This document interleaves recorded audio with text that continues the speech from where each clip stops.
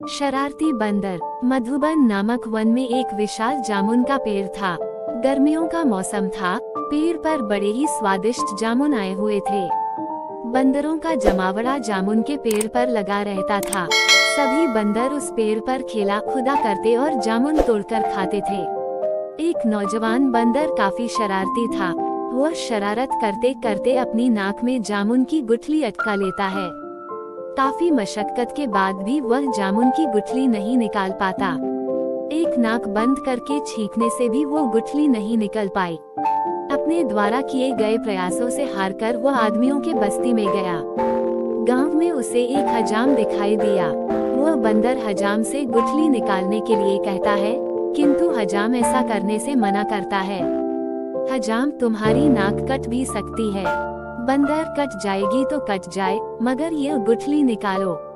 हजाम उसके नाक में नरहन नाखून काटने वाला औजार डालकर गुठली निकालने का प्रयास करता है, किंतु अचानक उसकी नाक कट जाती है। अब वो बंदर रोने और चिल्लाने लगता है, मेरा नाक लौटाओ नहीं तो नरहन दो। हजाम नाक तो लौटा नहीं सकता था। उसने बंदर को नरहन दे दिया। बंदर नरहन लेकर आगे चला। उसे एक कुम्हार दिखाई दिया जो अपने नाखून से मिट्टी खोद रहा था। बंदर ने कुम्हार के पास जाकर पूछता है, बंदर, नाखून से मिट्टी क्यों खोद रहे हो?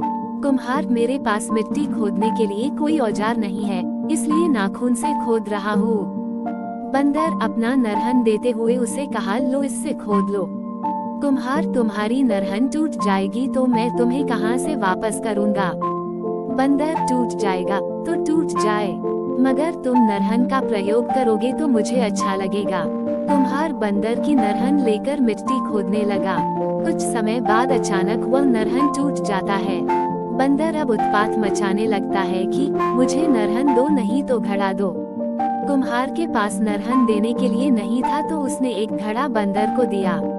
बंदर वह घड़ा लेकर आगे चल देता है। रास्ते में एक ग्वाला दिखाई देता है। वह ग्वाला जूते में दूध दूह रहा था। बंदर ने ग्वाले के पास जाकर कारण पूछा तो ग्वाला बोला, ग्वाला, ये गाय बहुत बदमाश है, इसने हजारों घड़े तोड़ दिए हैं। अब क्या करूं? जूते पर लात मारेगी तो यह नहीं टूटेगा। बंदर ग्वाले से बोलता है, लो मेरे पास एक घड़ा है, तुम इसमें दूध निकालो। ग्वाला इस पर भी लात मार के तोड़ देगा तो मैं तुम्हें घड़ा कहाँ से दूंगा? बंदर मौके का फायदा उठाता है और फिर कहता है, टूट जाएगा तो टूट जाए, कोई बात नहीं। ग्वाला उसके घड़े में दूध दूहने लगता है। अचानक गाय एक लात मारती है कि उसका घड़ा टूट जाता है। बंदर अब जोर जोर से रोने और चिल्लाने लगता है कि मेरा घड़ा दो और नहीं तो गाय की बछिया दो। ग्वाला गरीब था, उसने गाय की बछिया उस बंदर को सौंप दिया। गाय की बछिया को लेकर बंदर आगे चला। आगे उसे एक तेल निकालने वाला दिखाई देता है, जो तेल पेरने के लिए अपनी बीवी को जानवर के स्थान पर लगाए हुए था। बंदर तेली के पास गया और इसका कारण पूछा। तेली, मैं बहुत गरीब हूँ, जानवर खरीदने के लिए पैसे नहीं है, इसलिए हम दोनों मेहनत करके तेल निकालते हैं। बंदर, कोई बात नहीं, मेरे पास ये बछिया है, इसका इस्तेमाल करो। तेली, नहीं, मैं इस बछिया का प्रयोग नहीं करूँगा, यह मर जाएगी तो मैं कहाँ से तुम्हें पैसा दूंगा। बंदर, कोई बात नहीं, मर जाएगी तो मर जाएगी, कोई बात नहीं। तेली उस बछिया को तेल निकालने के लिए काम पर लगाता है। काफी समय गुजर जाने के बाद वह बछिया मर जाती है, क्योंकि वह अभी इतनी ताकतवर नहीं थी। बछिया पहली बार इतना कठिन कार्य कर रही थी। उसे पहली बार तेल पेरने के लिए काम में लगाया गया था। अब बंदर पहले की भांति जोर जोर से रोने और चिल्लाने लगा कि मेरी बछिया दो, नहीं तो अपनी बीवी दो। तेली के पास और कोई उपाय नहीं था तो उसने अपनी बीवी बंदर को सौंप दी। बंदर तेली की बीवी लेकर आगे चला। फिर उस बंदर को एक बुढ़िया दिखाई पड़ती है जो पकवान बनाने के लिए एक बिल्ली का प्रयोग कर रही थी। वह बिल्ली कढ़ाई में पकवान बना रही थी और उसको जूठा कर रही थी, बनाने के साथ साथ खा भी रही थी।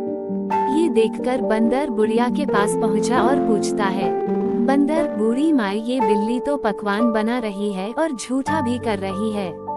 बुढ़िया, अब मेरे पास कोई साधन नहीं है, मेरा कोई रिश्तेदार भी नहीं है, इसलिए इस बिल्ली को काम पर लगाया है। अब चाहे झूठा करे या साफ रहने दे, क्या कर सकते हैं। बंदर, बुई माई, मेरे पास एक महिला है, उसका प्रयोग कर लो, ये पकवान बना देगी। बुढ़िया, नहीं, मैं इसको काम पर नहीं लगा सकती, जल जाएगी या मर जाएगी तो कौन जिम्मेवार होगा। बंदर कहता है, जल जाएगी तो जल जाएगी, कोई बात नहीं। बुढ़िया बंदर के झांसे में आ जाती है। बंदर की महिला पकवान बनाने लगती है।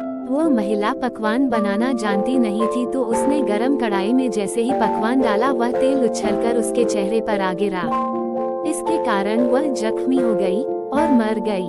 बंदर ने वहां उत्पात मचाया और कहा कि वो महिला जीवित करके वापस करे, नहीं तो पकवान दे। बुढ़िया उस महिला को जीवित कैसे कर सकती थी, तो उसने बंदर को एक टोकरा पकवान दिया। पकवान को लेकर वह बंदर आगे चल दिया। जो ही आगे चलता है, उसे एक बाराती की टोली दिखाई देती है। वह बहुत ही भूख और प्यास से तड़प रहे थे। उनके पास खाने के लिए कोई सामान नहीं था, जिसके कारण वह सब बेशुद्ध अवस्था में वहां बैठे हुए थे। बंदर ने उन लोगों से बात करे तो पता लगाया कि उन्हें भूख प्यास लगी है, जिसके कारण वह व्याकुल है। बंदर, बाराती से मेरे पास एक टोकरा पकवान है, उसे खाकर अपनी भूख मिटा सकते हो। बाराती, नहीं, हम नहीं खा सकते, हम खा जाएंगे। तुम बाद में वह पकवान मांगने लगेगा तो हम कहाँ से देंगे। बंदर, कोई बात नहीं, ये खाने की चीज है, खत्म हो जाएगी तो कोई बात नहीं। बारातियों ने उस बंदर का पकवान खा लिया। कुछ देर बाद बंदर फिर पुनः उत्पात मचाने लगता है कि वो उसका पकवान वापस लौटा दे, नहीं तो ढोलक दे। बाराती पकवान कहाँ से लाते, इसके बदले में बंदर को ढोलक दे दिया। बंदर ढोलक लेकर वापस अपने जंगल मधुबन में जाता है और उसी जामुन के पेड़ पर पैर लटकाकर शान से बैठता है और ढोलक गले में बांधकर जोरदार तरीके से बजाता है। नाक देकर नरहन लिया, नरहन देकर घड़ा लिया, घड़ा देकर बछिया लिया, बछिया देकर महिला ली, महिला देकर पकवान लिया, पकवान देकर ढोलक लिया। ये गाते गाते वह जोर जोर से ढोलक बजा रहा था। तभी अचानक बजाते बजाते उसके गले से ढोलक खुलकर नीचे जमीन में गिर गया और उसके परखच्चे उड़ गए।